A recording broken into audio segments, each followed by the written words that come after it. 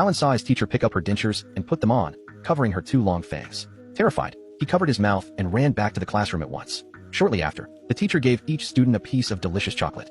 Everyone tore open their chocolate and ate it happily, but Alan was too scared to take a bite. He suspected there was something wrong with the teacher's chocolate. Sure enough, the students who ate the chocolate soon became dull and listless, with no expression on their faces. Alan quickly passed a note to his friend, telling her not to eat the chocolate, but the teacher caught sight of this. She grabbed Alan by the shoulder and ordered him to eat the chocolate right away. Alan took the chance to throw the chocolate into the trash. It wasn't until his friends saw all the other students turn as lifeless as zombies that they finally believed him and were convinced the teacher was a vampire. At that moment, the teacher handed another piece of chocolate to Alan. His friend quickly pretended to ask a question to distract the teacher, and the two of them seized the opportunity to escape the classroom.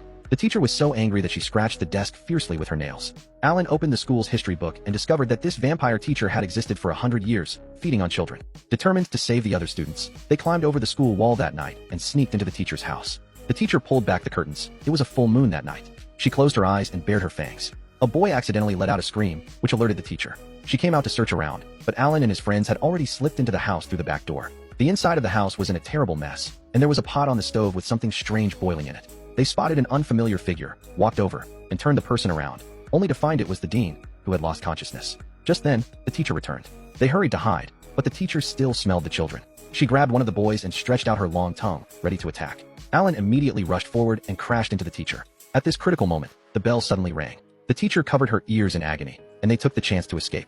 When Alan ran home, he heard a noise at his window. He opened it and found a piece of chocolate on the windowsill. Downstairs, the teacher was standing there, looking up at him.